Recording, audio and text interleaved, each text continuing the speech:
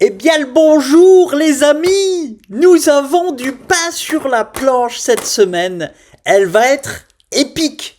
Je vais appeler cette vidéo le début du rallye de Noël. Le rallye de Noël va-t-il commencer cette semaine? Oui, c'est possible. Oui, c'est possible. Je sens tout le monde dans les starting blocks, et quand je dis tout le monde, bien sûr, je parle des bourses, ok. Il y a le général de Gaulle, non je rigole, le général de la Fed, qui doit, on l'espère, on croise les doigts, baisser les taux demain à 20h, ok, qui peut être notre catalyseur, hein, pour, voilà, les bourses sont exactement où elles doivent être. Il manque ce petit catalyseur pour la propulsion, ok. Donc cette semaine peut être le rallye, le début en tout cas du rallye de Noël. J'ai hâte de voir ça. Et bien évidemment, si jamais, Jérôme, regarde-moi dans les yeux Jérôme, tu nous déçois, forcément, les bourses sont aussi prêtes à ça. C'est-à-dire qu'elles sont comme par hasard, elles sont exactement où elles doivent être dans un moment sur la résistance ultime, dans une tergiversation, ok, tergiversation mondiale, c'est-à-dire tout le monde est là comme ça, ah, Jérôme, s'il te plaît, abaisse les taux. Et en bourse, qu'est-ce qu'on voit? On voit une contraction de la volatilité, on a presque un doji, ok, mais on a une hésitation, ok, sur cette zone-là. L'hésitation va exploser à la hausse si jamais les investisseurs ne sont pas déçus par Jérôme, ok. Et si jamais ils sont déçus par Jérôme, eh bien, on va faire ce possible double top, hein, mais on peut toujours, même si Jérôme nous déçoit, on a plus d'un tour dans notre sac, les boules, hein, étant donné qu'on a encore des objectifs plus hauts, donc on a plus d'un tour dans notre sac, donc on peut très bien faire semblant de faire le double top pour finir notre jambe haussière. Ok, on va voir ça en images les amis. J'ai du pain sur la planche. On m'avait demandé en directly pendant mon live fin de semaine dernière. J'ai pas eu le temps de le faire. Faites Ondo. Donc je vais les faire. On m'avait demandé Xiaomi aussi, mais je sais pas si c'est Xiaomi ou Xiaomi. Xiaomi, je l'ai pas trouvé, j'ai trouvé que Xiaomi, donc je vais pas le faire. Si jamais tu es là, mets-moi en commentaire celle que tu voulais que j'analyse. Si c'est une crypto ou une action aussi, j'ai trouvé que Xiaomi, mais forcément dans les actions, hein, pas dans les cryptos. Qu'est-ce qu'on a d'autre? Je vais, les amis. Vous savez que je suis pas un catastrophiste, ok? Je suis actuellement boule de chez boule, mais je vais aussi vous parler du cataclysme 2026. Ouais, je suis obligé, je suis tombé dessus grâce encore une fois au direct que j'ai fait fin de semaine dernière. Quelqu'un m'a demandé si on pouvait analyser les choses en annuel. Je lui ai montré le travail que j'avais fait il y a longtemps sur le CAC 40. Et les amis, j'ai trouvé quelque chose, attention. C'est-à-dire, dans la zone où j'en ai tellement c'est exagéré, j'en ai les larmes aux yeux pour vous dire. Non mais dans la zone où moi je vais repasser bear de chez bear, mais attention bear de chez bear, hein, dans la zone d'atteinte d'objectifs du SP, des marchés américains, des marchés européens, bear de chez bear, mais c'est encore pire que ce que je pensais. C'est vraiment... c'est triste à dire, je sais pas ce qui va se passer dans le monde, encore une fois, j'en sais rien, j'ai fait tomber mon stylo, j'en sais rien de ce qui va se passer dans le monde, ok, mais...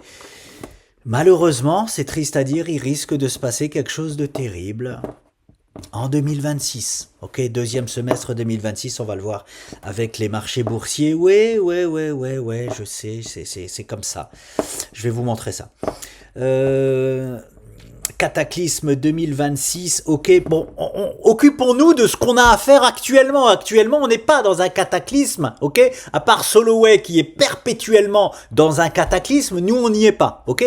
Donc on va finir ce bull run boursier et cryptomonial tranquillement, ok. Et après, on s'occupera du cataclysme, mais je veux quand même vous montrer quelque chose là-dessus. Et je vais aussi montrer ce que je voulais montrer. J'ai allégé mon portefeuille, comme je vous l'ai dit, mais j'avais pas pu le montrer en direct. Étant donné que j'ai fait un live de 1h45, j'ai pas eu le temps de tout faire. Hein. Dans cette heure, car comme je réponds souvent à vos questions, j'ai pas eu le temps de faire tout ce que je voulais faire. Je vais vous montrer mon allègement de position, hein, parce qu'on est sur une zone où Ah, il y a une bataille, boule, bear, enfin bon bref, il faut mettre son ego de côté et mon arrogance de côté pour quand même alléger mon portefeuille, ce que j'ai bien évidemment pas fait, parce que j'adore être arrogant, mais j'ai allégé quand même mon portefeuille naturellement. Ok, c'est ce que... Il n'y a pas mieux pour un trader d'arriver sur une zone où on doit alléger ses positions et où on allège nos positions naturellement parce qu'on est arrivé sur objectif, donc on va tout simplement, et du coup on a nos positions allégées mais sans se forcer à alléger ses positions, vous voyez ce que je veux dire? Donc c'est juste génial et je vais vous montrer ça avec Bouygues et CYTK qui ont été deux magnifiques trades. Donc voilà, je vais peut-être vous montrer aussi Walt Disney, je suis passé à l'achat sur Walt Disney, on verra si j'ai le temps. Ok, c'est parti, allez, on y va les amis, occupons-nous de nos moutons.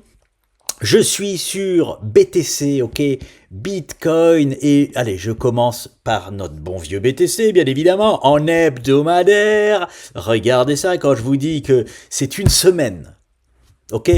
Pareil, il y a malheureusement à boire et à manger sur le Bitcoin. Je vais d'abord m'occuper de l'hebdomadaire, ok. En hebdomadaire, qu'est-ce qu'on a?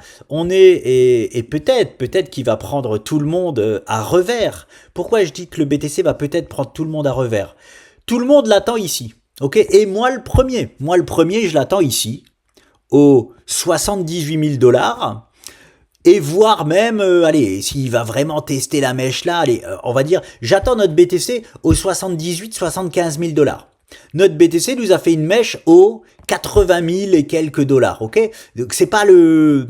Voilà, il n'a pas été chercher parfaitement le support. Mais déjà, il est quand même arrivé sur le support, ok? Le support, faut comprendre que c'est pas juste une ligne. On a, si je trace une ligne, c'est une zone le support, hein? Le support s'étend, juste parce que on est en hebdomadaire ici, on est en mensuel hebdo. Ici, je suis en hebdo, mais c'est vraiment, il faut comprendre du moyen long terme, quoi, hein? Donc le support, c'est pas une ligne, c'est les 60, il va de 75 000 $ et il peut, voilà, il commence, on va dire, ouais, pour moi il commence au 85-86 000. Donc on a un support 86 000, 75 000, ok? Il a été nous chercher les 80 000 $. Là, on a rendu à 80 000 $. J'ai pas la touchette parfaite. Je m'attends à ce qu'il revienne tester un peu plus en profondeur ce support-là. Et c'est là que je dis... Peut-être qu'il va prendre un peu tout le monde à revers. Alors bon, moi, il va pas, on peut pas dire qu'il va me prendre à revers. Moi, je m'attends à un rebond sur cette zone-là. Il y en a beaucoup, hein, qui voient ici un drapeau de continuation baissière et qui voient tout simplement ici on a une baisse, ici on fait un drapeau et ici on fait une rebaisse. Donc en gros, il y en a beaucoup qui voient déjà le BTC aux 50-55 000 $ ou même sur les anciens plus hauts historiques à 70 000. Pour moi, 70 000 déjà, à part un excès baissier, c'est-à-dire une mèche baissière qui va les chercher, pour moi, on va pas les chercher. Je suis persuadé qu'en clôture hebdomadaire, on va préserver le niveau de ce support-là. Ok, il n'y a qu'une mèche qui peut nous faire aller voilà, plus bas. Pour moi, hein, enfin, dans mon optique à moi. Et il est en train de nous donner, ici là en daily, alors là je suis en hebdo, vous allez voir en daily, mais la figure un peu parfaite pour aller chercher cette profondeur du support. C'est pour ça que je dis, il peut prendre un peu tout le monde à contre-pied parce que là il nous fait un rebond dégueulasse, ok? Enfin dégueulasse, si on veut rebondir tout de suite à la hausse, si on veut faire un V-bottom, c'est un rebond affreux. Ah, je vous le dis, il est dégueulasse pour faire ça. Donc le rebond actuellement, il est en daily, vous verrez, il est en train de nous dire je vais retester ce support-là plus profondément. Et c'est là où je vous dis, peut-être que le BTC va prendre tout le monde à revers par rapport à ce move-là. Par rapport à ce petit move-là, peut-être qu'il va pas le faire. Et peut-être qu'il va vraiment rebondir. Maintenant, je reste sur l'hebdomadaire. Regardez ce qu'on a en hebdomadaire. On a ce magnifique doji. Ici, on a clôturé avec un doji extraordinaire. Et donc, si je regarde que l'hebdomadaire là, je sais ce qu'il y a en daily, c'est pour ça que je vous en parle. Mais si je regarde que l'hebdomadaire là, j'arrive ici sur mon support. On fait une bougie... j'ai envie de dire inutile, enfin qui sert à rien. Et ici, par contre, on a un doji. Ok, on a quand même un doji, ici, là, en hebdomadaire, sur zone de support principale. Donc, qu'est-ce que... Alors, je vais vous dire comme je le pense. Enfin, pas comme je le pense, comme on sait faire. Avec l'expérience sur le dojisme, avec Sandy, on sait faire. Les dojis comme ça, c'est pas la Rolls-Royce, ok? C'est la Rolls-Royce si... tout de suite on l'avait fait. C'est-à-dire si là la bougie rouge c'était directement le doji. Maintenant on a fait cette bougie rouge là 1 semaine, 2 semaines, on tergiverse depuis 2 semaines et c'est la 3e semaine qu'on nous propose ce doji là.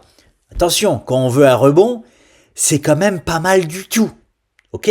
C'est très bien. C'est pas la Rolls-Royce, c'est tout. Il y a encore mieux, c'est qu'on arrive tout de suite et tout de suite on fait un doji. Voilà, là je fais la fine bouche, je demande toujours au marché le top du top. Il nous propose pas toujours le top du top. C'est quand même un magnifique doji sur une zone de support principal hebdomadaire. Nickel. En plus, comme je vous l'avais dit, on a clôturé le mois de novembre avec une divergence haussière cachée. Ok? Eh bien, on est en train tout doucement de la valider. Alors, en hebdomadaire aussi, on l'a. Hein. Regardez ce plus bas là. Il est plus haut que ces plus bas là, ok? Et on a un RSI, il est plus haut, voilà, on a ici, bon, j'ai pas envie de tracer, mais j'ai envie de tracer, si je dois tracer un trait, hop, je me mets sur les clôtures ici, et vous voyez que le trait, il est haussier, ce plus bas là est plus haut que celui-ci, ok? Par contre, le RSI, il me fait un plus bas. Divergence haussière cachée, mensuel hebdo. Ok, qui te fout à la poubelle toutes les divergences baissières. Pourquoi? Parce que les cachées sont beaucoup plus importantes que les non cachées. C'est comme ça.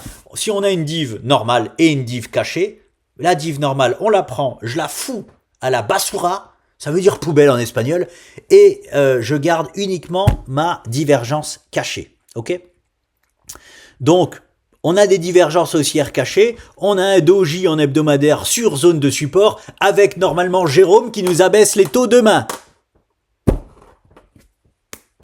Je vais refrapper mon zen, hein. Ça sent bon. Ça sent très bon. On reste vigilant, ok? Pourquoi on reste vigilant? Eh ben le daily.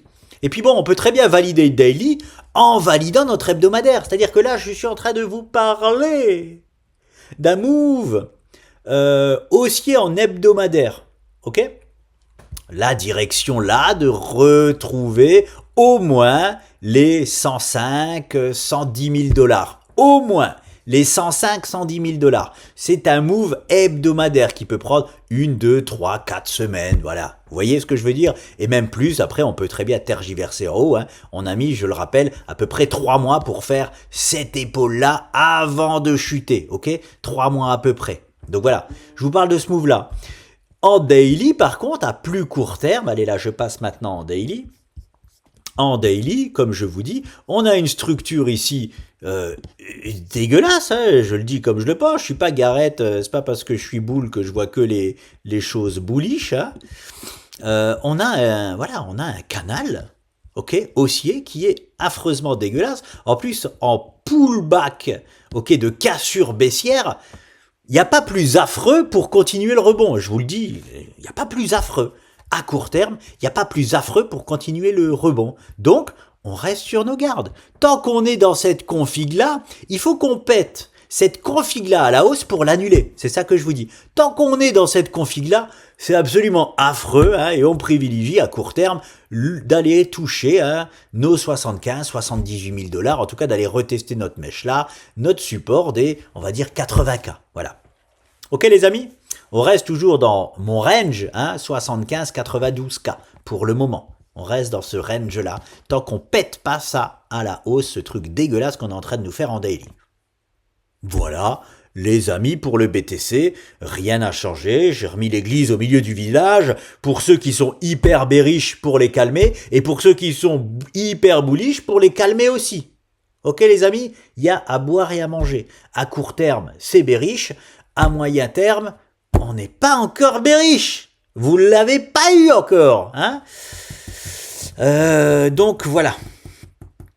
Voilà les amis pour le BTC. Et maintenant, je vais passer, je vais remercier hein, un abonné qui était venu en direct, qui était venu aussi sur la chaîne. Je sais plus comment tu t'appelles, je suis désolé. On a tellement d'abonnés, on croule sous les abonnés. Non, je rigole. Je fais pas attention hein, au nom, hein, je vous réponds le plus possible, hein, je réponds presque à tout. On peut encore le faire, donc voilà, profitez-en. Et je te remercie parce que tu m'as parlé de l'USDT dominance que j'analysais jamais. Et c'est parti. Et en plus, c'est le meilleur moment pour l'analyser. Alors on y va. Accrochez-vous, préparez-vous, parce que c'est extraordinaire. Ok, on y va. Donc alors c'est au début, c'est un graphique qui nous met en réaction avec Sandy parce que il va à contrario de ce qu'on pense pour cette fat bull run et en plus et en creusant un petit peu plus, eh ben non, il va dans le même sens que tout ce qu'on dit depuis le début. Donc on va y aller, on y va. Je regarde juste, est-ce que je devais faire un truc? Non. RAS, non. Bon, je regarde juste. BTC, pardon. BTC futur. S'il nous a dit quelque chose supplémentaire, non, rien du tout. C'est bon. Alors, je peux y aller. Let's go to the USDT dominance, les amis. Et je me mets en hebdomadaire, bien évidemment. Et là, on va regarder tout ça ensemble. J'ai fait du très... Ah, je m'auto-congratule. J'ai fait du très très bon travail sur USDT dominance. Je vais vous dire pourquoi. Alors, quand on regarde comme ça, regardez... Alors, je vais tout enlever. Voilà, ça fait du bien. On va le regarder comme ça.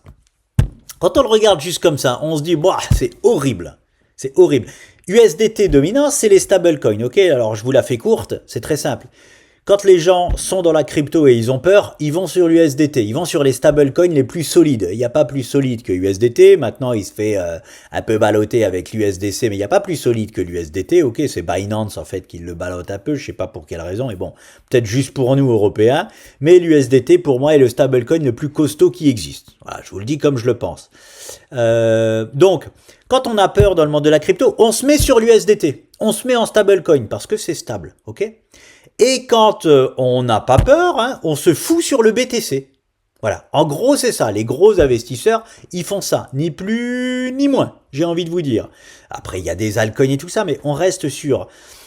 En gros, si le BTC est en bull run, si le BTC, bah, je vous montre en 2021 par exemple, il est où le bull run 2021 du BTC? Ben voilà, il doit être tout simplement, allez bon, je vais quand même vérifier, Bull Run 2021, voilà, BTC, c'était donc du octobre 2020 à, voilà, dans cette zone-là, à mars-avril 2021, ok? Octobre 2020 à mars-avril 2021. Allez, on va checker sur USDT dominant ce que ça a donné. Octobre 2020, juillet, août, septembre, octobre 2020, ok, ah bah oui, oh, je cherchais une hausse alors que c'est l'inverse. Voilà, septembre-octobre 2020, on est sur un plus haut sur notre USDT dominance et ok, énorme chute. Bah tout ça là, c'est le bull run 2021 du BTC. Quand est-ce que ça s'est arrêté? Bah ça s'est arrêté, voilà, regardez, en mars-avril 2021, fin du bull run. Donc début du bull run Bitcoin, fin du bull run Bitcoin, et regardez derrière, gros, énorme pump du coup de USDT dominance. Vous allez voir, c'est juste pour vous montrer, ok? Ça c'est le plus bas BTC, ça c'est le plus haut BTC, ça c'est le renouveau plus bas BTC, et ça c'est le renouveau plus haut BTC, et ça c'est le renouveau plus bas. Tout simplement, hein, vous pouvez aller vérifier par vous-même, j'ai fait ce travail, ok? Mais allez, ne me croyez pas, regardez par vous-même, c'est ultra, hyper important. Ok, ne soyez pas dans la croyance, regardez les choses par vous-même. C'est juste pour vous dire qu'il y a une concordance à 100% avec le BTC. Voilà, je le dis comme je le pense, je vais pas... Alors je dis 100%, est-ce que j'ai le droit de dire ça? Non, parce que je l'ai pas analysé de fond en comble ce graphique, ok? J'ai regardé 2017, 2021... en daily, j'ai pas regardé chaque mouvement daily du BTC. Non, mais je prends chaque gros mouvement. Bull run, bear market. Ok? 100% de concordance. C'est-à-dire, quand ce graphe-là chute, on a le BTC qui fait des folies. Quand ce graphe-là monte, on a le BTC qui chute. C'est ni plus ni moins que ça. Aujourd'hui, bah regardez ce triple. Regardez, aujourd'hui, on a un triple bottom. Tout de suite, qu'est-ce qu'on se dit? Ah, c'est horrible. Pourquoi? Bah, triple bottom, hein, ça nous donne déjà 72 à 73% de chance de partir à la hausse. Tout de suite. Ok, enfin tout de suite. C'est-à-dire, non, pas tout de suite. C'est pas vrai ce que je dis. C'est que là, on peut consolider pendant des semaines, des mois, mais on a déjà 72% de chance de partir à la hausse. Ok? Donc, ce graphe-là nous indique qu'à un moment donné, on va partir à la hausse et aller rechercher les plus hauts historiques de l'USDT dominance. Donc là, on rentre dans le vrai bear market du BTC parce que dès lors que USDT dominance casse cette résistance-là à la hausse, il peut aller nous chercher ces niveaux-là, et que si USDT Dominance va chercher ces niveaux-là, ça nous donne, en gros, BTC actuellement, on va dire, il est à 90 000 $, enfin, on va dire, il est à 90 000 $, ça nous donnera un BTC aux 50 000 $, par exemple, ok? J'ai pas encore fait les calculs, mais ça nous donne une nouvelle grosse jambe baissière du BTC, vous l'aurez compris, ok? Jambe haussière du USDT Dominance nous donne une jambe baissière sur BTC. USDT Dominance, jambe haussière, j'espère pas me tromper, jambe haussière sur USDT Dominance nous donne une jambe baissière automatiquement sur le BTC. Ok? Donc là, on se dit, c'est horrible. Qu'est-ce que tu es en train de nous raconter, Nicolas? Tu nous dis que c'est bon pour ton plan? Eh ben, on y va. Hein, parce que moi, mon plan, c'est quoi? J'ai mon Bitcoin pour moi, oui, qui m'a fini son bull run. Ok, c'est déjà beau. Et encore, peut-être que je me trompe, mais moi, chez moi, c'est acté. Par contre, je n'ai pas fini le bull run crypto-monnaie. Ok, j'attends cette alt season. Ok. Et du coup, j'ai regardé qu'est-ce que ce graphe là en fait, USDT Dominance donne pendant une alt season. Et c'est là où c'est génial. Parce que j'avais encore rien analysé, je n'ai jamais analysé ce graphique-là. Sans l'analyser, je disais à Sandy, écoute Sandy, ce qui serait génial de trouver sur ce graphique, c'est que c'est sûr que s'il faut une vraie jambe baissière pour déclencher une alt season, ça c'est pas bon pour notre plan. Hein. Je te le dis tout de suite, c'est pas bon pour notre plan. Et je vous le dis comme je lui ai dit, hein, en direct, c'est pas bon pour notre plan. Avant d'avoir analysé ce graphe, je répète. Et par contre, ce qui serait génial, c'est que il suffit d'une petite consolidation baissière. Si ça nous déclenche une alt season, alors ça c'est juste génial. Parce que actuellement, on est sur un point, on est sur une des plus grosses résistances que USDT Dominance peut rencontrer. Voilà. Donc ça serait génial. Donc d'un point de vue purement chartiste graphique, ici là, on est sur un point où, on peut complètement corriger légèrement. Complètement. C'est même à privilégier, ok? Si le fait que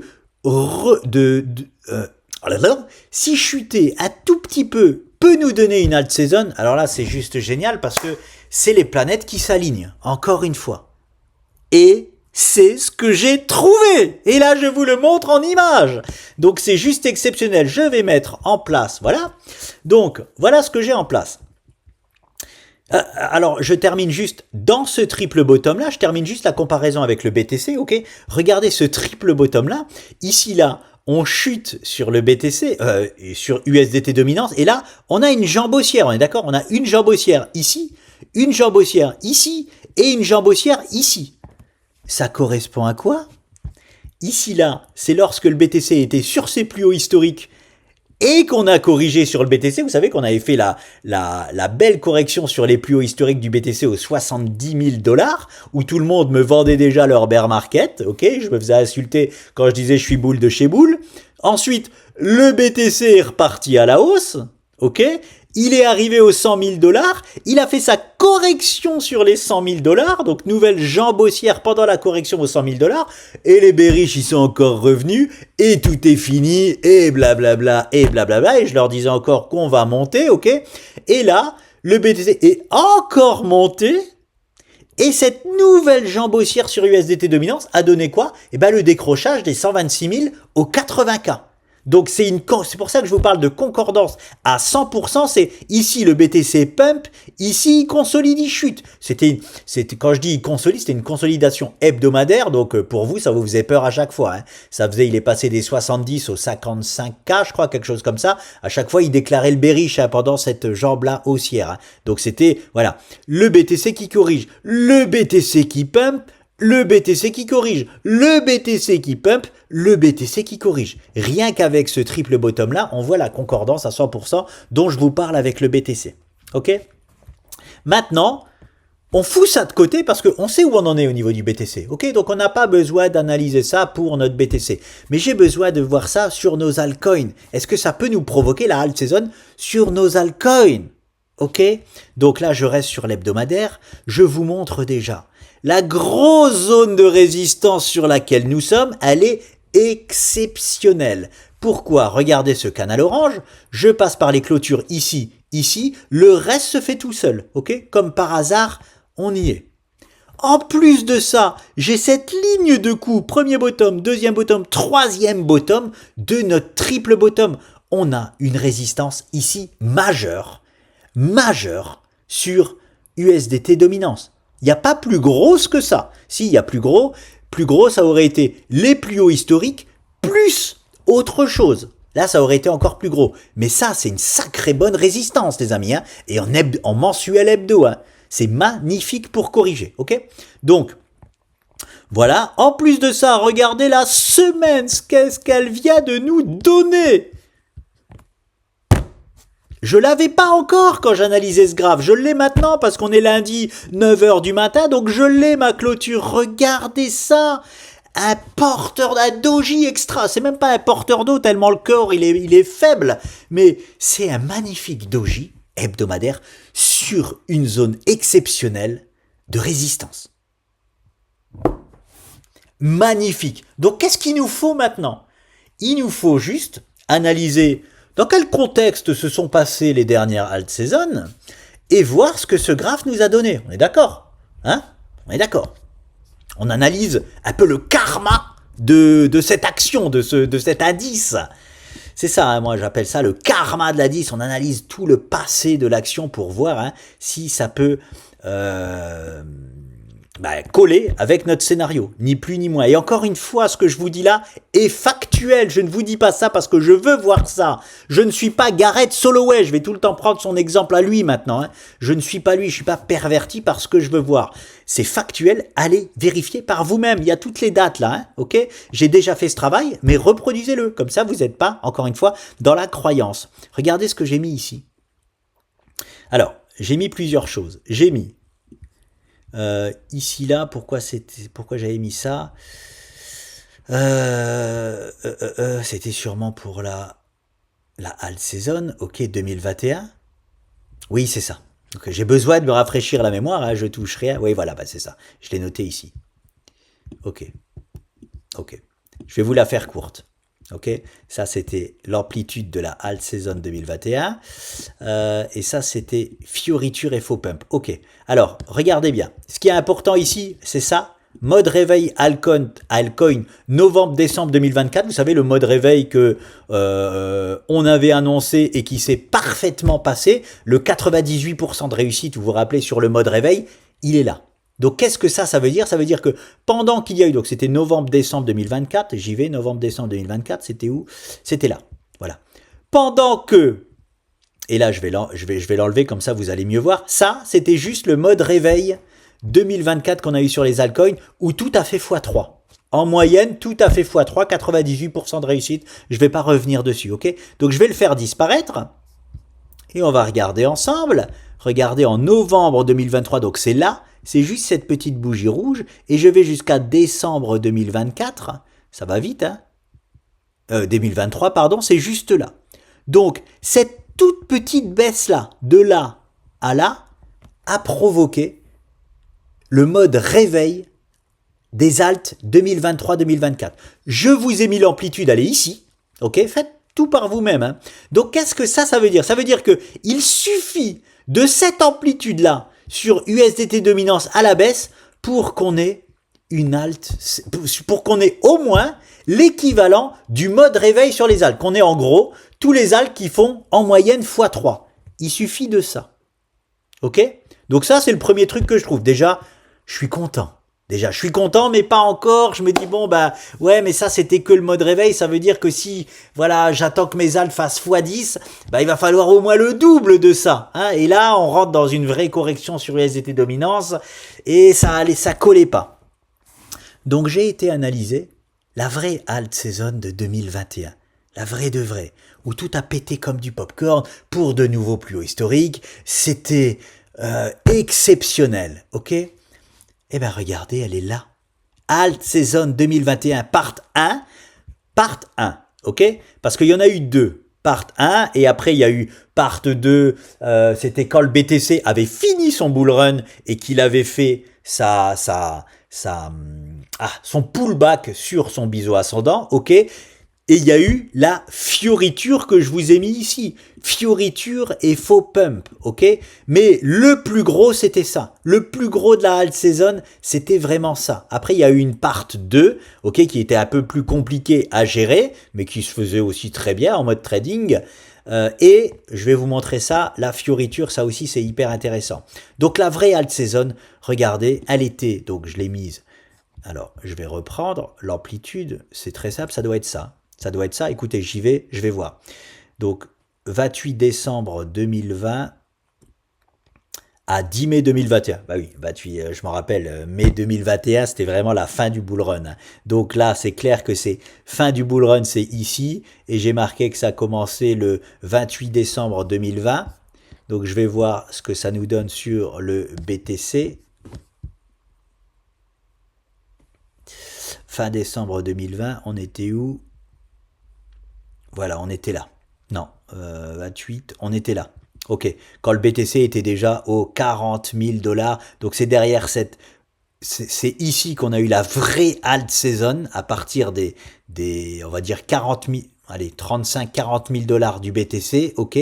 Ça continue pendant ce biseau. Là, tout avait chuté et c'est pendant cette hausse-là qu'il y a eu une nouvelle, on va dire part 2 de la alt season, ok, où tout a vraiment été tapé ses objectifs, même l'Ethereum. L'Ethereum, il a été tapé, c'était les 4800 $ de l'Ether, c'était pendant cette petite jambe haussière-là. Donc voilà, c'est juste pour vous remettre le contexte. Vrai, et là je parle de vrai alt season, pas d'un mode réveil, vrai alt season.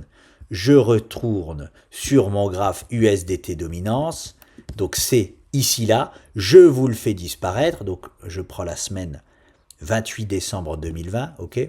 Je vous le fais disparaître. 28 décembre 2020, nous étions où? Nous étions là, ok, ici là, au niveau des niveaux, et j'ai été jusqu'au plus bas de USDT dominance pour vraiment prendre toute l'amplitude que USDT dominance a fait à la baisse, même si c'est plus une consolidation latérale qu'une baisse, mais on a eu une vraie bougie baissière là pendant une semaine, et tout le reste c'est une latéralisation, vous voyez, de USDT dominance. Je ne sais pas si vous vous rendez compte à quel point c'est génial. Ça veut dire que une semaine de baisse sur USDT dominance avec une consolidation latérale nous donne une alt season phénoménale. Et là j'étais divinement content. Je ne sais pas comment le dire autrement parce que c'est exactement ce qu'il nous fallait. Je vous ai mis ici l'amplitude. Alt season 2021 part 1 et regardez, elle est encore plus petite. Regardez, elle est un petit peu plus petite que le mode réveil des altes. Ça veut dire qu'il suffit de cette petite consolidation-là, regardez, je vous l'ai mis là, il suffit qu'USDT dominance corrige comme ça pour que l'on ait une alt season que j'attends. Voilà, ça se passe de commentaires supplémentaires. C'est juste, je ne sais pas si vous pouvez être aussi content que moi, je sais pas. Parce que vous savez peut-être pas ce que ça signifie, mais c'est juste extraordinaire. C'est exactement ce dont j'avais besoin. Exactement ça. Parce que même si ce triple bottom est horrible pour repartir tout en bas là et aller chercher ces niveaux-là, ok, elle est horrible la structure. Par contre, elle est absolument pas horrible et c'est complètement ce qui est à privilégier quand on arrive là de faire une petite semi-rotation comme ça avant de casser à la hausse. Vous voyez ce que je veux dire? Eh ben c'est ça qui nous donne notre alt season en plus. C'est juste magnifique, il nous suffit de ça, de cette semi-rotation-là pour avoir ce que l'on veut. Voilà, exceptionnel, je voulais vous en parler. Je clôture ça. Donc ça c'est génial, avec la fioriture et ce faux pump, c'était là. Hein, cette grosse chute, je voulais pas voir ça en fait, je voulais pas qu'on ait besoin de ça sur USDT dominance pour avoir une vraie alt season. Si on avait besoin de ça, ça aurait été à contrario de notre scénario. Purée, je me rends compte qu'on n'a pas besoin de ça, qu'on a juste besoin de ça pour une alt season et qu'en plus, ces mouvements-là sont créés par ça, la fioriture et les faux pumps. Voilà. Alors attention, c'est aussi créé par le BTC, mais on met le BTC de côté. Ok, ça là, cette jambe baissière ici que l'USDT dominance a fait n'a pas été créée par le BTC. Elle a été créée par la fioriture. Qu'est-ce que c'est la fioriture? Et je l'ai vécu. Hein, c'est vraiment, en plus de ça, du vécu là dont je vous parle. C'est quand toutes les merdes, mais les affreuses merdes, c'est-à-dire ce qui ne doit pas exister dans le monde de la crypto a pumpé. Tous les earnings, tous les jeux vidéo qui ont pété à la hausse, tous les projets pyramidales, ok, où il fallait injecter, bref, tout ça là, c'est ça. C'est ce qui a causé cette chute de USDT dominant, cette grosse chute d'USDT dominance. Donc vous voyez bien que ça n'a rien à voir avec ici là et ici là. Mode réveil, amplitude d'un mode réveil des vrais altes, amplitude d'une vraie alt saison des vrais altes. Ok, pas de la fioriture, pas de ce qui sert à rien, pas du pyramidage qui en fait sont des cryptos qui apparaissent et qui disparaissent. Ok, qui sont plus là, qui font plus rien du tout, qui ont vraiment disparu. Ok. Eh ben ça c'est l'amplitude qu'il nous faut, donc on s'en fout parce que ça ne nous intéresse pas en fait ça. Ça nous intéresse juste avec le BTC, ok. Et donc sur mon BTC j'ai une bougie hebdomadaire qui peut nous proposer un rebond avec des divergences cachées haussières. Et là sur USDT dominance, allez je vais enlever ça, j'ai aussi une bougie mais qui peut nous proposer une correction sur quelques semaines. Ah, les planètes sont alignées, les amis. Les planètes sont parfaitement alignées, hein. Parfaitement alignées. Encore une fois, à court terme, on peut dévisser, mais sur le moyen terme, toutes les planètes sont parfaitement alignées. Voilà, je voulais vous montrer ça parce que, voilà, c'est juste extraordinaire. Et merci à l'abonné qui m'a parlé du STT dominance, parce que c'est quelque chose que j'analysais jamais. Et c'est une corde en plus à notre arc. Voilà, bon. Est-ce qu'on en a vraiment besoin? Parce qu'on était déjà sur ce sujet-là, mais ça vient parfaitement conforter en fait tout ce qu'on pense pour cette fin de bull run crypto-monnaie. Voilà, n'en déplaise à beaucoup qui pensent qu'on est déjà vers vers le zéro au niveau des cryptos, je vais le dire comme ça parce que à entendre les gens c'est zéro, c'est le Bitcoin, il se dirige à zéro et c'est toute la sphère crypto, il se dirige à zéro. C'est comme quand il y a un crack boursier, on va à zéro et les gens ils n'arrivent pas à comprendre qu'on va jamais à zéro, jamais. Voilà, je le dis comme ça et parce que c'est la réalité. Ok, pour le monde crypto, c'est bon, je vérifie. Ok, allez, on m'avait demandé FET et Ondo, j'y vais rapidement. FET, alors FET c'est une crypto, je pense que c'est la crypto. Et regarde, alors c'est juste génial parce que j'arrive sur le graphe, j'étais comme ça parce que j'avais enlevé toutes mes lignes. Et à un moment donné, je veux tracer un truc et j'ai mes tracés qui reviennent. Dès que je veux regarder, dès que je veux tracer un truc, boum, j'ai mes tracés qui reviennent, ok. Et mes tracés apparaissent. Mais regardez, on avait fait un super travail justement sur FET. Vu ce move, alors j'avais tracé ça, ce biseau-là, il était tracé depuis longtemps, avant ce virage-là, ok. Je dois l'avoir forcément, on m'avait demandé il y a longtemps, il y a des mois d'analyser FET, c'est pour ça que je devais avoir forcément ce graphique-là. Il est magnifique. Il est magnifique et en plus, franchement, j'aurais pu le mettre à la poubelle parce que ça, alors ici parfait, ici parfait, ici parfait, ici parfait, mais là c'est une dérive latérale où on va pas vraiment chercher le support. Donc si je serais arrivé sur ce graphe-là, là dans cette zone-là, je vous aurais dit bon on va peut-être avoir une sortie latérale, on va pouvoir peut-être mettre ce graphe-là à la poubelle. Non, extraordinaire. Regardez, cette résistance nous envoie parfaitement sur le support une nouvelle fois. C'est une figure absolument parfaite qu'on a sur FET. Donc qu'est-ce que ça veut dire? Bon, il prend trop de temps pour la casser à la hausse. On aurait dû sortir dans un timing moyen plutôt dans cette zone-là. J'ai pas envie de calculer exactement. On a dépassé les timings moyens. Les timings moyens sont à peu près dans cette zone-là. Eh ben non, on a profité de cette résistance pour nous renvoyer dans les cordes et on va y sortir bientôt. Donc, ce que je veux dire sur FET, encore une fois, vous voulez mon avis, moi je vous le donne. Si j'avais de l'argent à investir sur FET, comme sur énormément d'altcoins, je l'injecterais maintenant. Voilà, parce qu'on c'est toujours pareil, de quoi on parle comme investissement? Est-ce qu'on parle d'un investissement moyen à long terme? Est-ce qu'on parle du court terme? Moi, je ne fais pas actuellement de court terme sur les crypto-monnaies. Et là, c'est un point extraordinaire d'investissement. Voilà. Pour en plus, qu'est-ce que FET nous indique? Il nous indique au moins ces plus hauts là. Il nous indique les plus de 3 $. Voilà. Sur FET.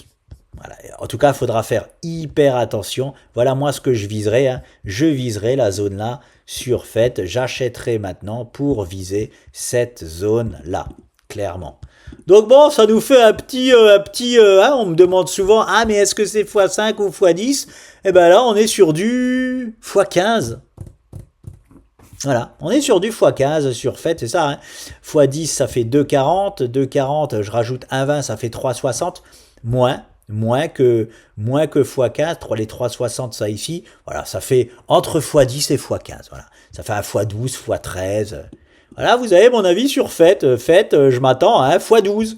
J'adore dire des choses comme ça, parce que je sais que là, je donne pas de la poudre aux yeux, en fait. Je donne exactement... Alors, il faut que je fasse gaffe, parce qu'il y a une nouvelle réglementation sur YouTube, et ils bannissent, visiblement, c'est Sandy qui m'a dit ça, les vidéos où on dit n'importe quoi, où on vend du rêve. Vous savez que je suis pas un vendeur de rêve, ok ? Est-ce qu'une seule fois je vous ai parlé de x100? Alors oui, je peux vous parler de x100, mais sur 8 ans, sur un horizon de 8 ans, sur 2 bull runs, ok?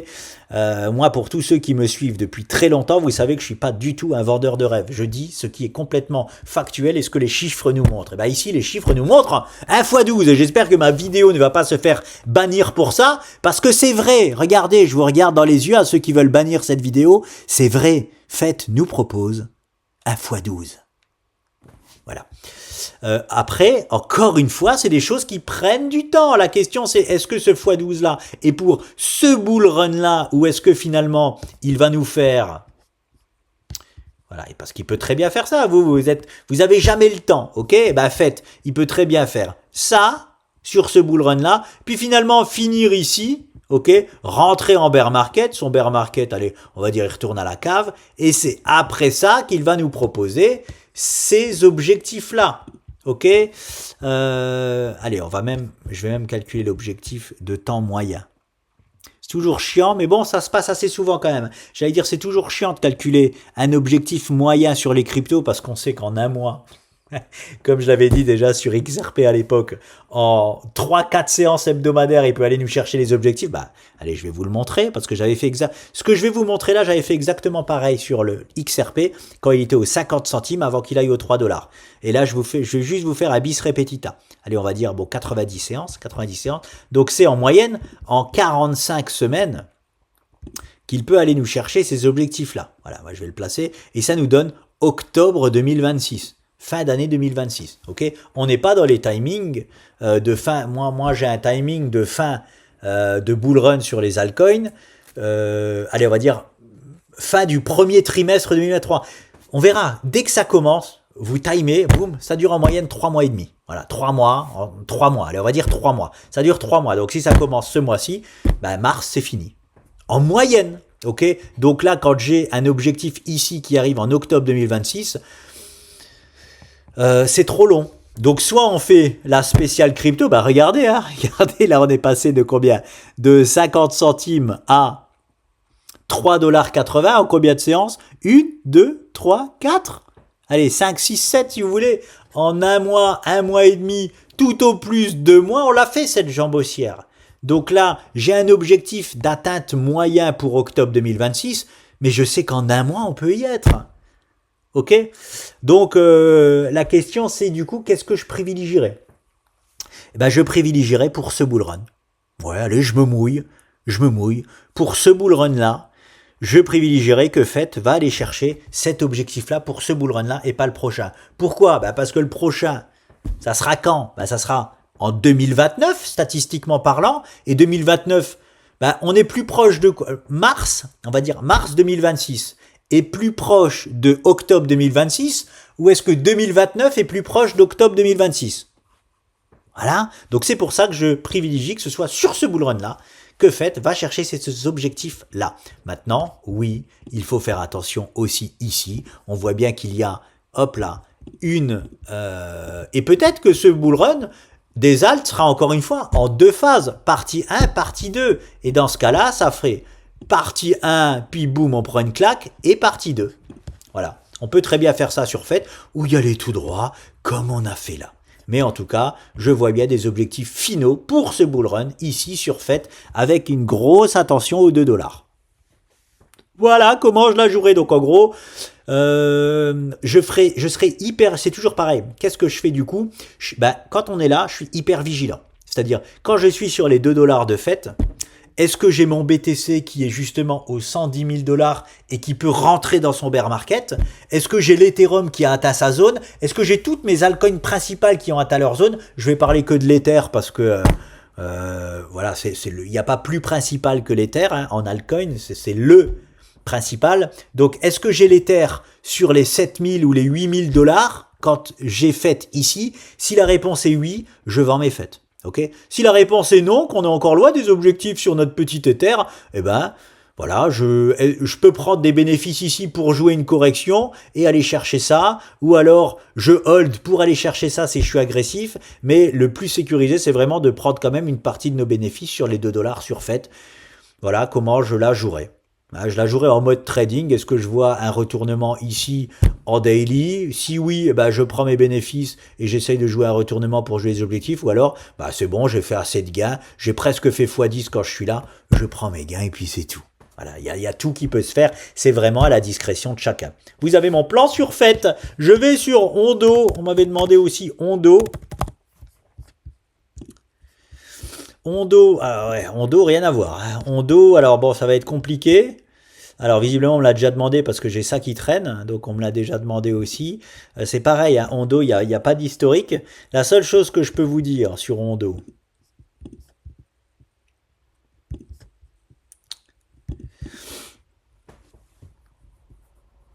ok, c'est qu'on a très certainement déjà atteint les objectifs baissiers, ok. Elle est rentrée quand sur le marché? En avril 2025. Avril 2025, oui, bon, c'est normal qu'elle ait rien fait, étant donné que elle est rentrée alors que le mode réveil était fini. Donc elle a juste fait un double top pour aller valider ce double top là à la baisse, pour nous déclencher des objectifs baissiers ici. On les a pas parfaitement atteints, ok. Double top, c'est 40% de chance d'aller chercher les objectifs baissiers. Donc, en tout cas, on a validé le double top. Et regardez comme quoi les doji ne marchent pas tout le temps. Regardez, là, on avait un exceptionnel doji de rebond ici. Hein, et il n'a pas marché. Ok, il n'a pas marché. Il a fait quand même son double top, qu'il a validé. Et voilà. Donc, est-ce qu'il a déjà fait son plus bas avec cette mèche-là ou qu'il est en direction de ses plus bas pour aller retester cette mèche-là? Ici, là, impossible pour moi à le dire, donc je vais aller voir en daily si je vois quelque chose, plutôt une continuation baissière ou un rebond se mettre en place. Et à la hausse, alors, à la hausse, il va falloir faire attention quand on va revenir sur cette ligne de coup-là. Ok, bon, moi j'y fais pas attention. Ondo, c'est un altcoin, donc je joue pas les altcoins pour juste aller, pour faire attention ici. Non, ça je fais attention avec le BTC, c'est tout. Hein, les altcoins n'ont pas fait encore leur alt season, donc je fais pas attention à ce niveau-là. Je vais faire, allez, je vais le dire, ce que je jouerai sur Ondo, c'est très simple. Je jouerai ça. Donc à voir en termes de clôture jusqu'où on va. Mais il va y avoir deux objectifs, un objectif avec les mèches et un objectif avec les clôtures. Voilà. Hop. Je jouerai ça sur Ondo parce que forcément pour moi, s'il y a une alt saison, il va revenir ici. Ok, il va revenir sur les... Alors on peut être vigilant, hein. C'est ses plus hauts historiques au 1,12, ici il faut être vigilant. Mais il va nous valider une structure de triangle descendant ou peut-être d'épaule, tête, épaule inversée. Peu importe, ça sera pareil pour les objectifs haussiers. Ça sera ça. Et allez, pour l'instant, il va falloir voir en termes de clôture, ok. Et aussi ça. Donc, voilà ce que j'irai chercher sur un actif comme Ondo. Alors ça va peut-être pas faire rêver, hein. Je vais voir ça. Voilà, j'irai chercher cette zone-là sur Ondo. En tout cas, il faudra être vigilant sur cette zone-là. Des 2 $. En plus, valeur psychologique 2 $. Ouais, j'irai chercher les 1,85 2 $. Attention aux 2 $ sur Ondo. Et il est à combien? Il est à 50 centimes. Bah ouais, c'est décevant. Ça fait qu'un petit x4 comparé à, par exemple, un actif comme FET. Je peux rien dire d'autre sur Ondo. Il n'a pas d'historique, il a rien. Donc je peux malheureusement rien dire d'autre. Je peux juste vous dire ça. Oh, ici, c'est en hebdomadaire. Forcément, on risque d'avoir du pas sur la planche aux 2 $ sur cet actif. Et où est-ce que la baisse peut s'arrêter? Alors, je vais checker en daily. Non. Qu'est-ce que j'ai mis? Non. Hop là. En daily, ça nous donne quoi?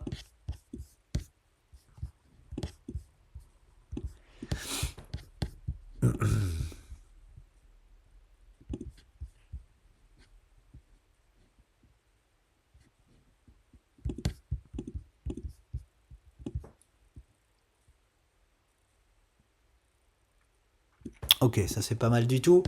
Je vais en mettre une autre. Ici, là. Ici, là. Ok. Clôture, clôture. Ok. Oh, il a toujours rien à verser du tout dans sa tendance baissière. Ok. Ici, là.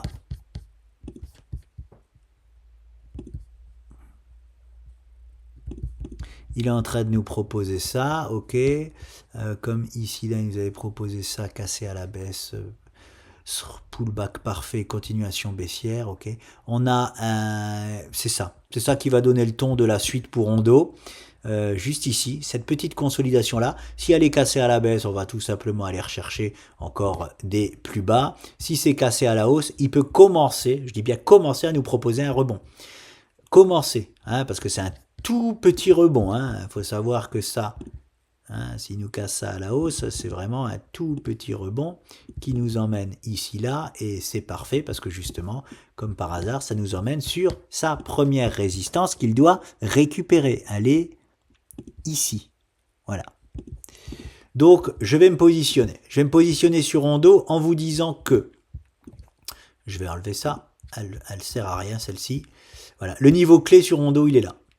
Il récupère ce niveau-là. Si jamais, alors il va falloir déjà qu'il casse cette consolidation à la hausse, ok? S'il casse cette consolidation à la hausse et qu'il vient ici aux 60 cents, ça veut toujours rien dire, ok? Par contre, si il nous casse les 60 cents et cette trendline-là, donc ici là par exemple, cette zone-là, là ça y est, il nous active un rebond et on aura potentiellement fait son plus bas ici. Voilà. Voilà comment je jouerai le coup. Mais ici, là, tout de suite, c'est périlleux de...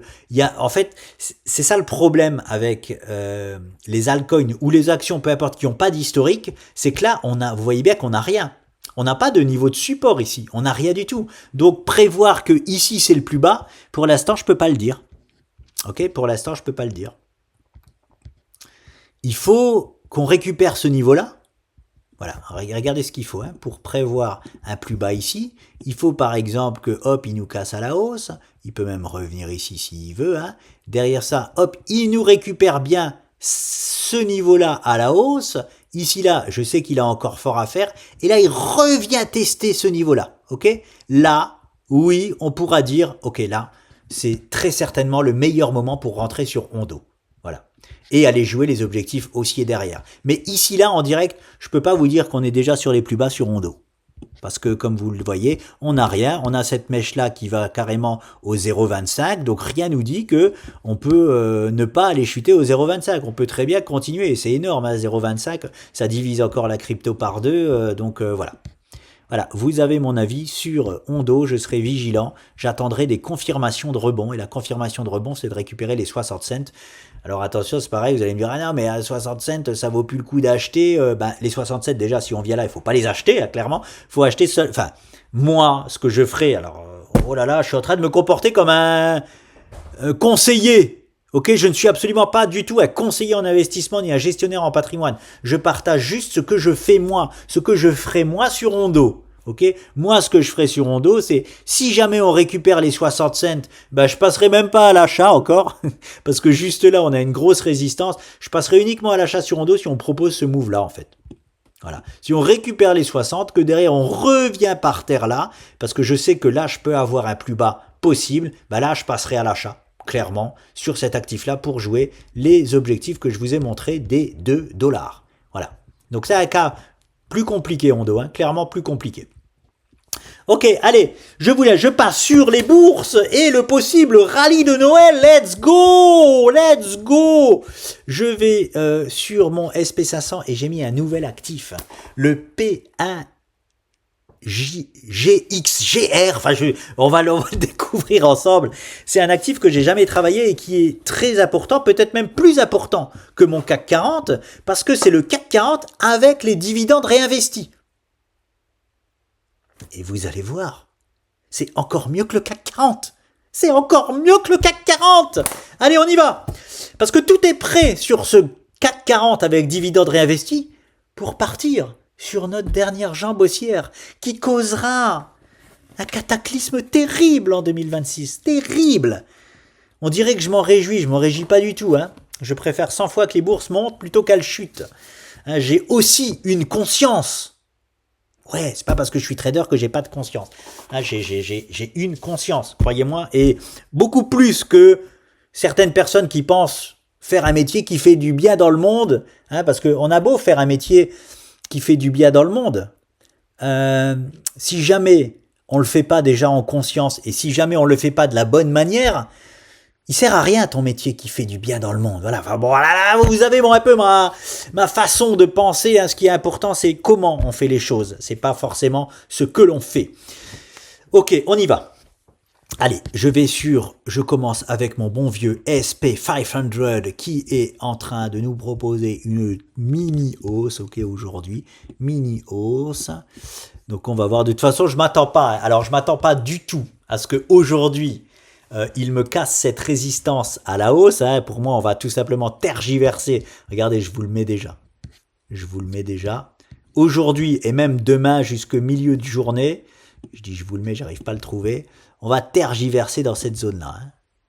Voilà, je ne pense absolument pas que l'on va faire quoi que ce soit d'autre que rester dans cette zone-là. Si, on peut très bien corriger aussi légèrement, mais on va pas plus haut que cette zone-là. Voilà. Jusqu'à ce que le gourou ultime, Jérôme, nous parle.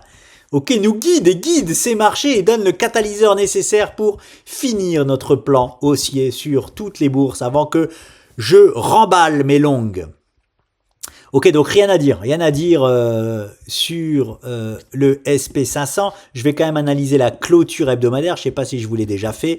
Elle est mi-figue, mi-raisin. Ok, elle est pas trop mal. Et bon, c'est quand même une bougie où il faut faire attention, mais beaucoup moins que celle-ci. Ok, beaucoup moins que celle-ci. Et ces bougies-là, je le répète, peuvent être aussi des bougies d'accélération. C'est une bougie de tergiversation, comme je vous le disais avant, comme par hasard. On arrive en hebdomadaire sur notre résistance, à l'aube où notre grand gourou va parler, et on tergiverse. Ok, pour moi, tant qu'il parle pas, on n'a pas le nouveau départ. Voilà.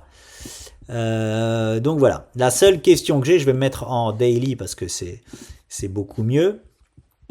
La seule question que j'ai à court terme, c'est est-ce que, voilà, je l'ai mis ici, hein, est-ce que le SP500 va encore nous gratifier sur une zone ultime d'un gap haussier?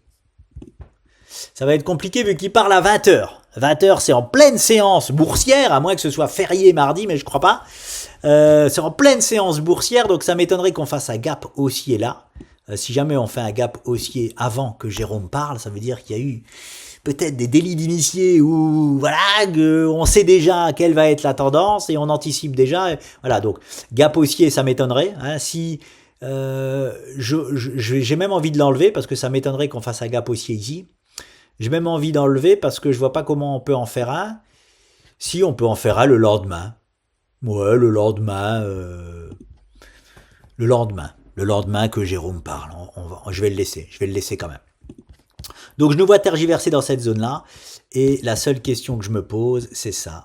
Est-ce que on va directement partir à la hausse pour nos objectifs haussiers ou alors on corrige, on consolide au moins ici, ok, pour faire ça. Et si jamais la nouvelle est vraiment mauvaise, pas de baisse des taux, tout va mal, on baisse pas les taux, on les garde haut, et en plus en 2026, je sais même pas si je baisserai les taux, voilà la pire nouvelle, eh bien, ok. Et après, affaire à suivre. Donc la seule question, moi, qui me taraude, c'est, alors bien évidemment celle-là, je ne la privilégie pas, ok? Je privilégie soit ce move-là, soit ce move-là sur notre SP500. Ce move-là, il est vraiment génial. Pourquoi? Parce que il va faire croire à Gareth Soloway qu'il a raison, ok? Et il va encore une fois se prendre un mur. Encore une fois, parce que qu'est-ce qu'il prend comme mur? Qu'est-ce qu'il prend comme mur, hein? Ok. J'arrête, je lui en ai déjà mis assez plein les dents pendant mon live. Voilà. Je vais maintenant sur, alors pas la peine d'aller sur le Nasdaq, à chaque fois je dis ça et j'y vais quand même, mais là j'y vais vraiment pas parce que c'est sensiblement la même chose. Je vais sur le CAC 40 avec dividendes réinvestis, et là je vais l'appeler correctement, le PX1GR. Voilà, PX1GR, avant j'ai dit n'importe quoi. Et je me mets en hebdomadaire parce que là les amis, on a quelque chose d'ultra intéressant. C'est quoi? C'est qu'on a exactement la même structure que sur notre bon vieux CAC 40, ok? Mais sur notre bon vieux CAC 40, on est où? On est là. On est en dessous de cette résistance-là, on est juste là, là où je montre. Hein. Sur le CAC 40, on est là. C'est-à-dire qu'on n'a pas encore... On a déjà mis avec Sandy nos objectifs là-haut. Mais on n'a pas encore vraiment indiqué que ça y est, on y va. On attend le top départ de ça. Et qu'est-ce que je vois? Sur le CAC 40 avec dividendes réinvestis, sur le PX1GR, qu'on a déjà franchi notre résistance à la hausse et qu'on a déjà fait notre throwback. Ah, ça se passe de commentaires, c'est juste extraordinaire. C'est ce que j'attends sur le vrai CAC 40. Enfin, sur le vrai CAC 40, j'arrête de dire ça parce que ça aussi, c'est le vrai CAC 40. Hein. C'est ce que j'attendais sur mon CAC 40 sans les dividendes réinvestis. On l'a déjà, bordel, avec les dividendes réinvestis. J'ai envie de vous dire que les dividendes nous ont déjà fait péter le CAC 40 du coup à la hausse vers ces objectifs-là. C'est exceptionnel. C'est exceptionnel. Là, on n'a plus rien besoin d'attendre. La seule chose qu'on attend, bah ça y est, hein. On a eu notre résistance à la hausse. On a fait le throwback, et ben mon pote, on attend juste ça. Hein. On attend la fin de ce bull run. Ok, et par contre, allez, je vais vous montrer. Je vais vous montrer maintenant le cataclysme, et pas ici sur l'autre CAC 40, hein, parce que c'est celui que j'ai travaillé en trimestriel, en annuel, en mensuel, en hebdo, en tout ce que vous voulez, ok. Tout est déjà posé, et donc, regardez juste. Cette zone-là, c'est juste notre zone. C'est juste notre zone de la dernière jambe haussière qu'on attend, hein, ok. C'est juste ça.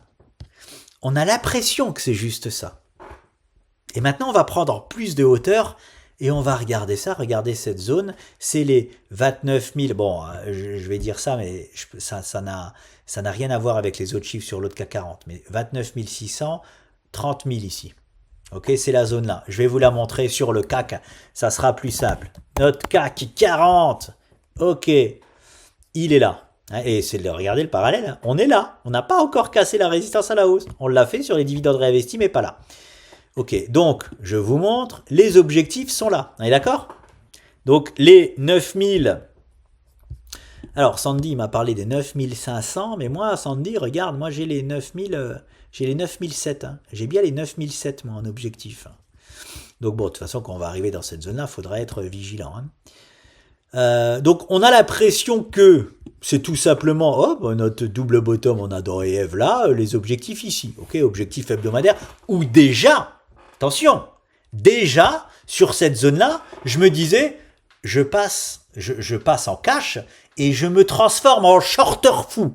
Ok, mon big long 2025, peut-être tout début d'année 2026, c'est terminé, ok, terminé. Merci, au revoir et je passe en the big short. Hein, pendant l'année 2026, à un moment donné, je vais passer en the big short. Je vous le dis.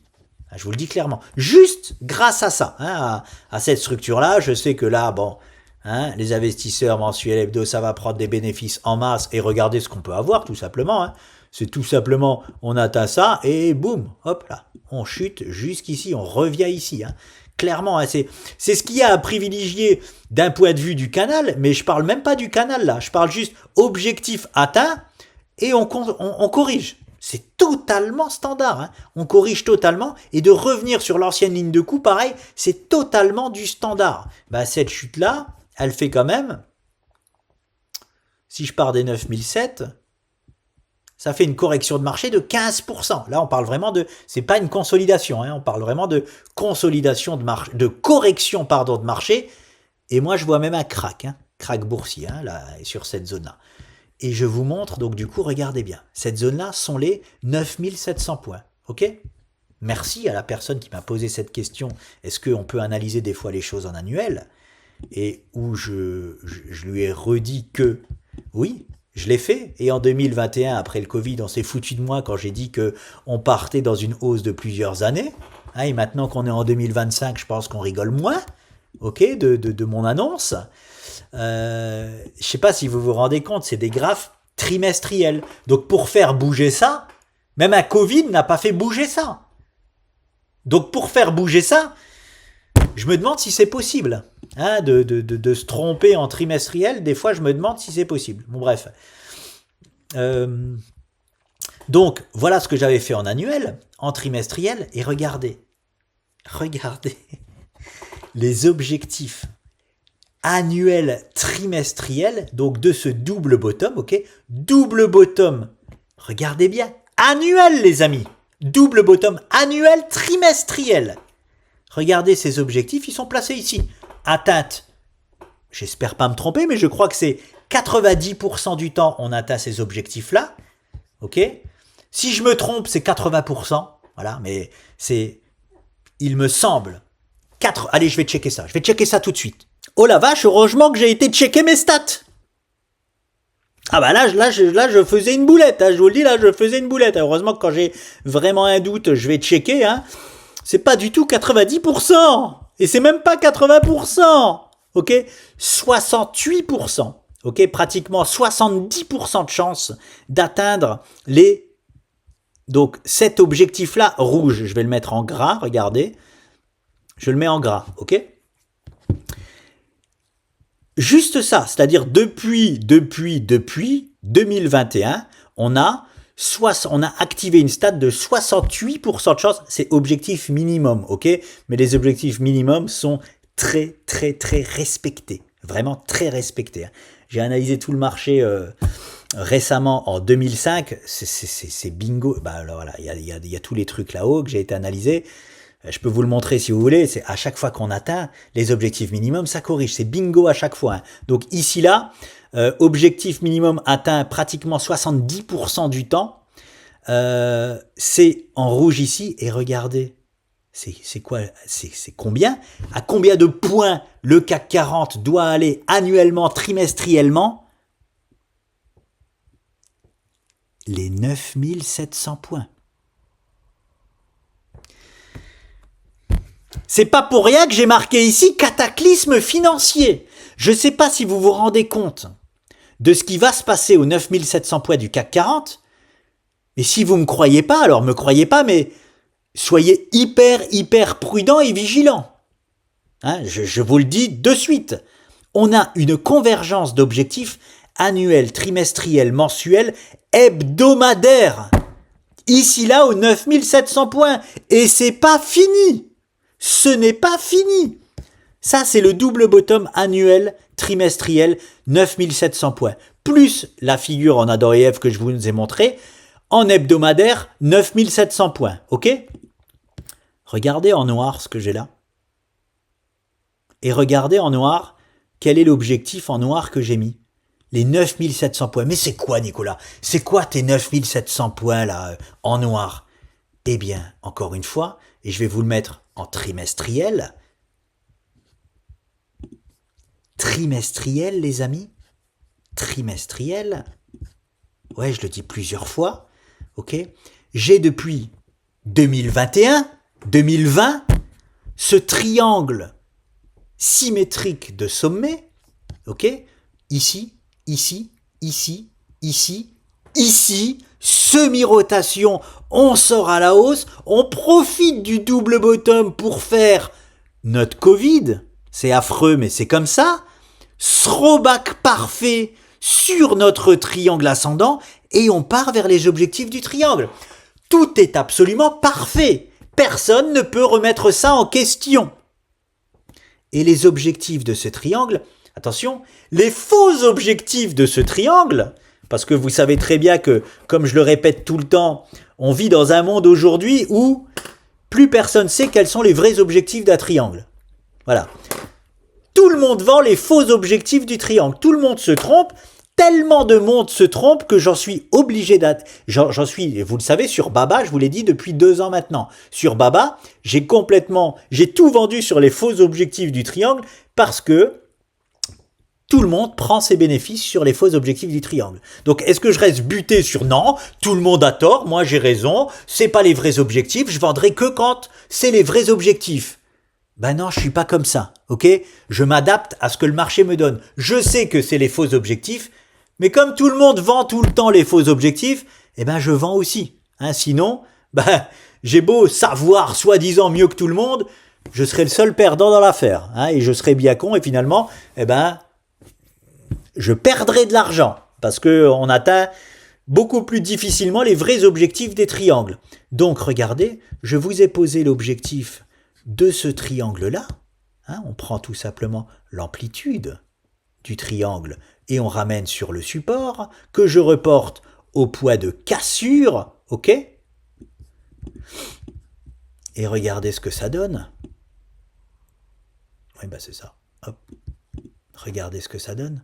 Une nouvelle fois, les 9000. Ah, là, un petit peu moins, 9600 points. 9600, 9700 points, ça dépend où est-ce qu'on le met très exactement ici, là. Vous l'aurez compris, ça donne exactement la même zone. Donc, une figure trimestrielle, plus une figure annuelle trimestrielle, plus une figure hebdomadaire, les amis, je l'ai mis là. Je l'ai mis là. Vous en faites ce que vous en voulez, je l'ai mis là, je l'ai posé là, et on fera les comptes quand on arrivera malheureusement dans cette zone-là. C'est une zone, c'est horrible à dire, mais c'est une zone terrible pour le monde. Voilà, que moi, ça me rend dingue. Et je vous le dis comme je le pense. Ça me rend dingue de voir une zone en bourse et de me dire, waouh, purée, quand on va arriver là, ça risque d'être horrible dans le monde. Ah ouais. Je vous le dis comme je le pense, et je laisse ça, et on y reviendra. Et c'est très vite, on y reviendra en 2026, les amis. Donc ça va venir très très vite. Donc voilà, j'étais obligé de vous montrer ça. C'est pas une trouvaille, on les avait les 9007, ok, 9006, 9007, on les a. Par contre, la trouvaille, c'est de voir la convergence avec l'annuel et le trimestriel. J'avais pas vu que ça se finissait aussi là.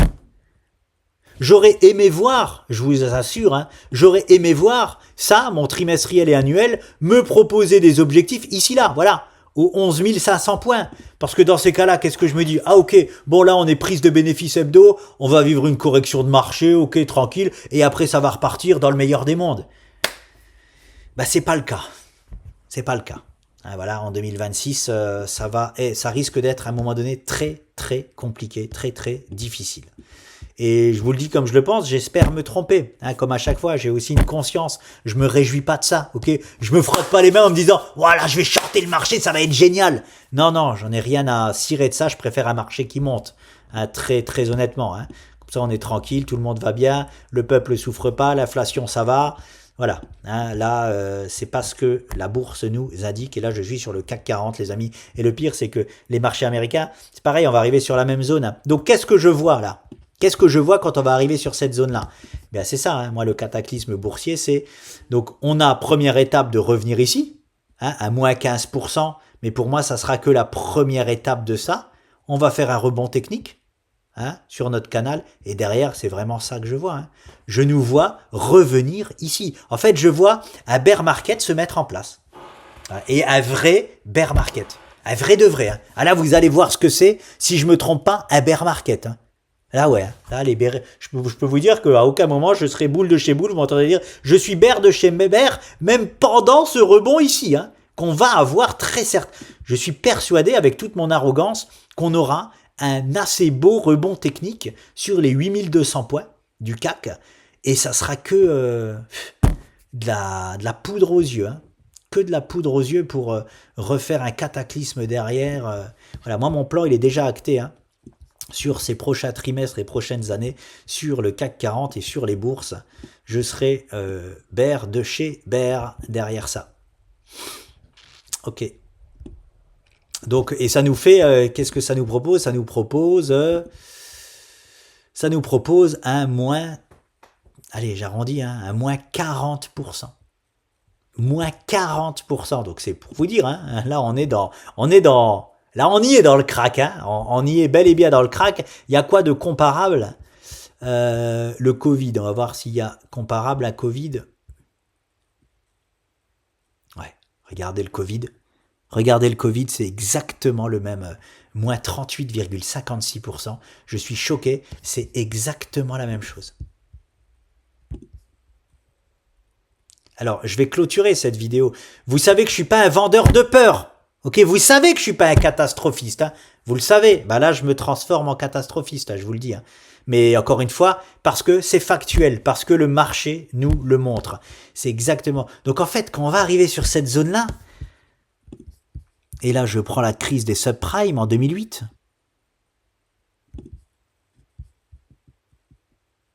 Wow, crise des subprimes, carrément moins 50%. Wow.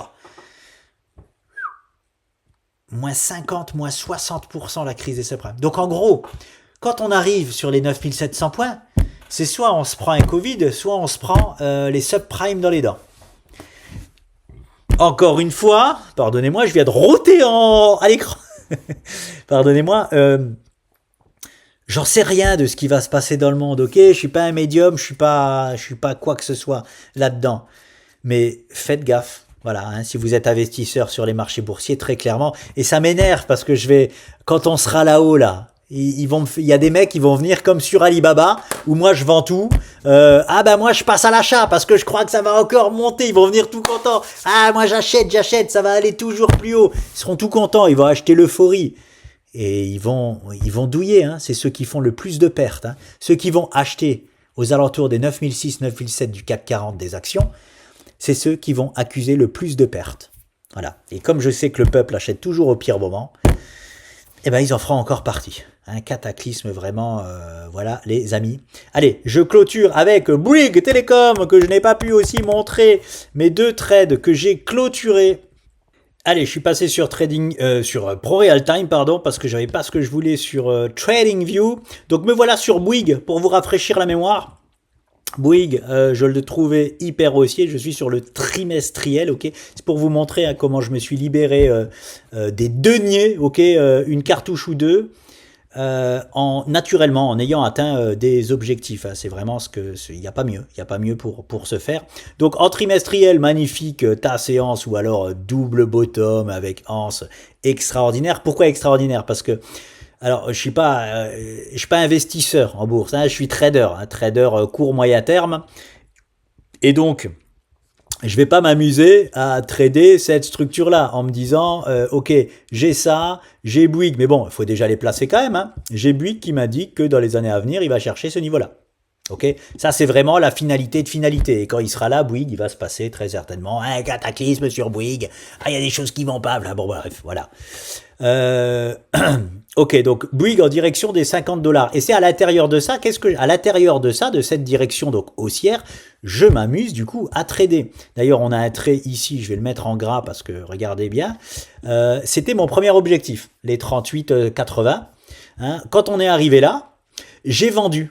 J'ai vendu Bouygues parce qu'on a atteint des sous-objectifs, ok, j'ai vendu. Et regardez, hein, comme c'est très bien, ça s'est très bien passé. Regardez le doji qu'on a eu en trimestriel. C'est-à-dire que quand j'ai vendu Bouygues, pendant 3 mois, Bouygues a consolidé ici. Pourquoi, à votre avis?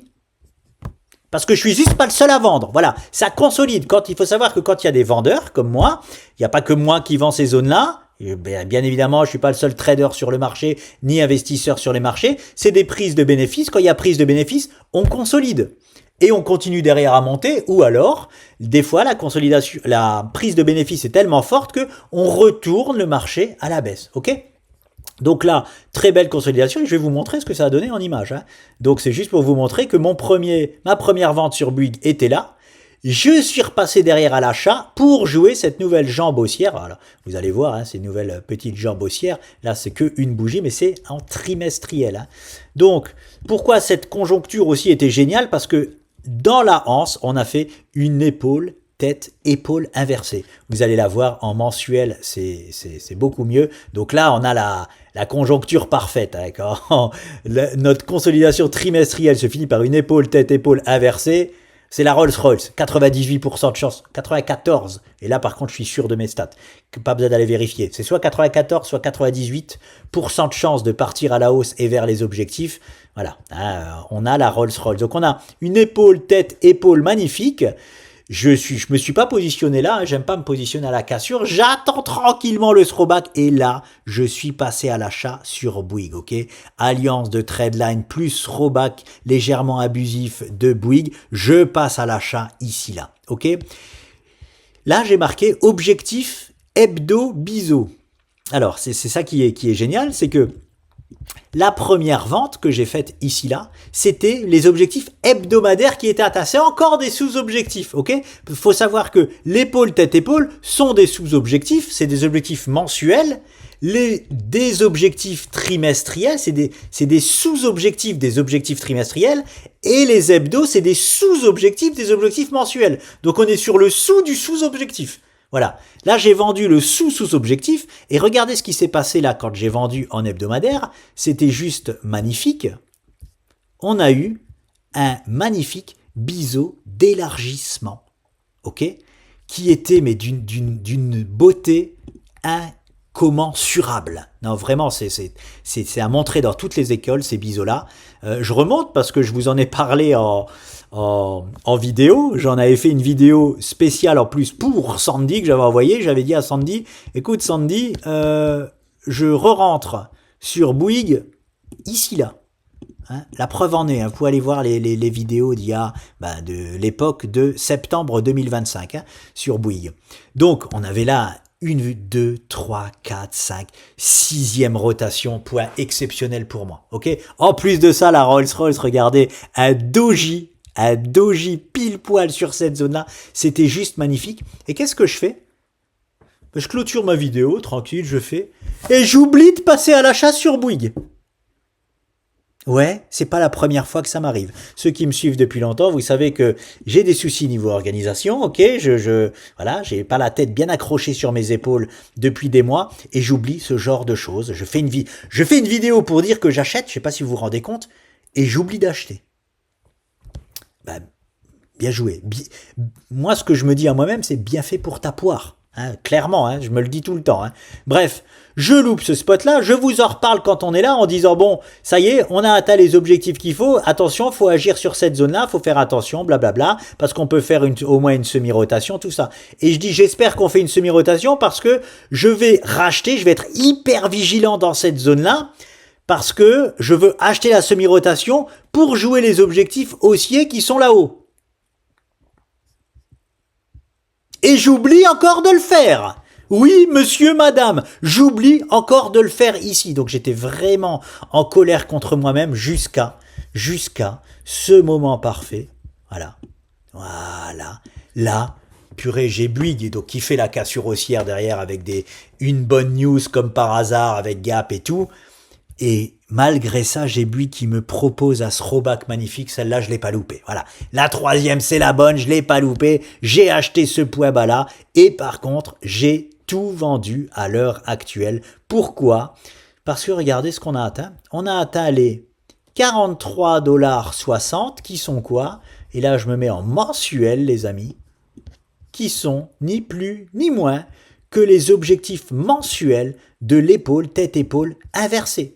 Ça y est, c'est les objectifs minimum mensuels que l'on vient d'atteindre sur Bouygues. Voilà. Voilà comment j'ai libéré ma cartouche sur Bouygues.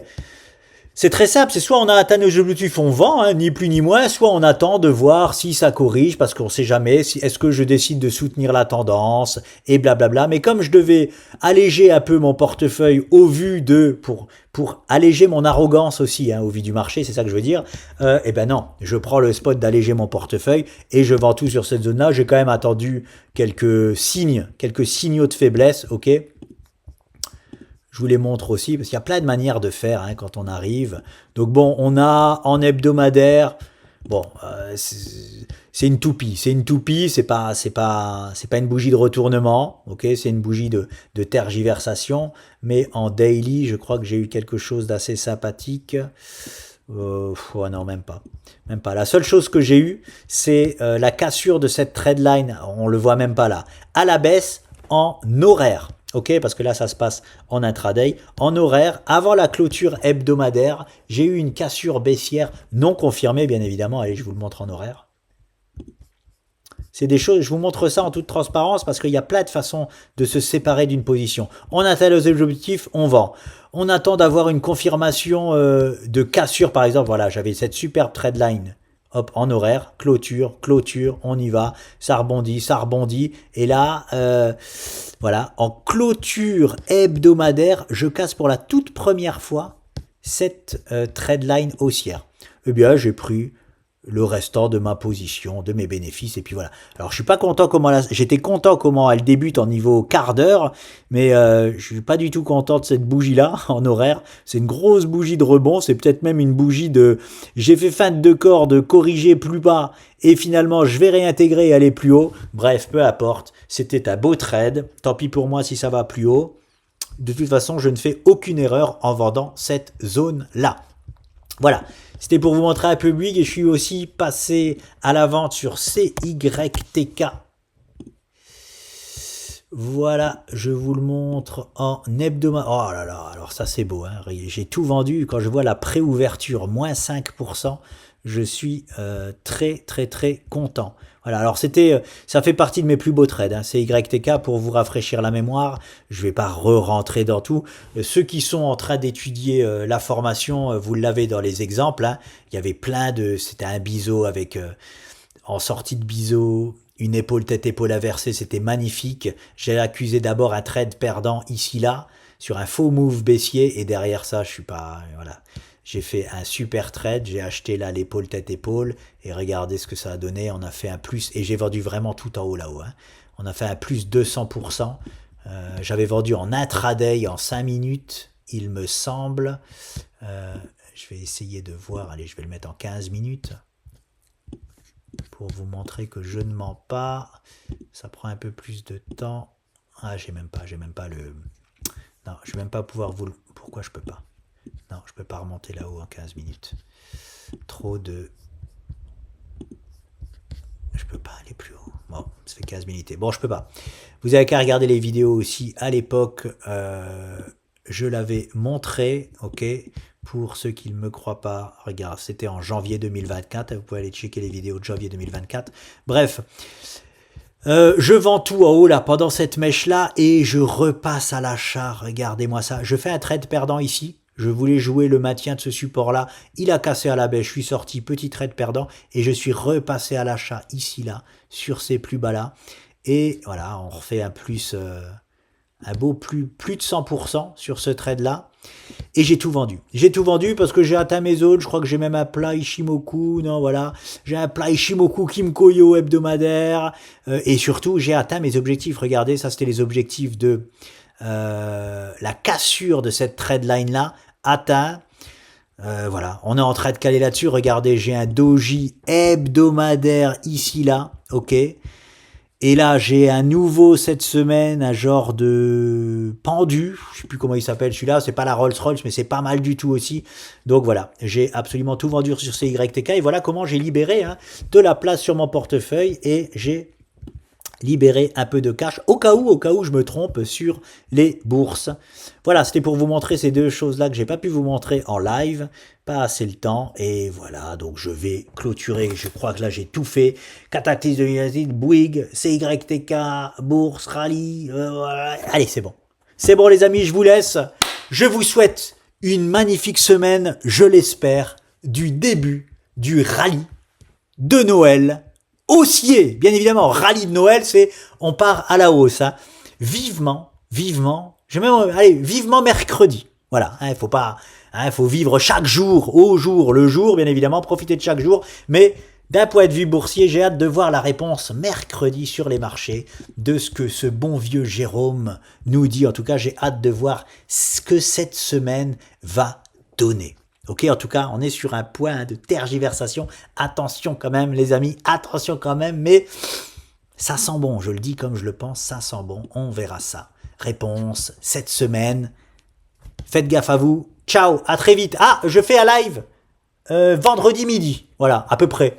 Ah, on mettra comme d'hab l'annonce un jour avant ou quelques heures avant, mais à quelques heures près, enfin à 1 heure près, vendredi midi, je fais un nouveau live. Je vous laisse les amis pour commenter, je l'espère, ce rallye de Noël qui a commencé.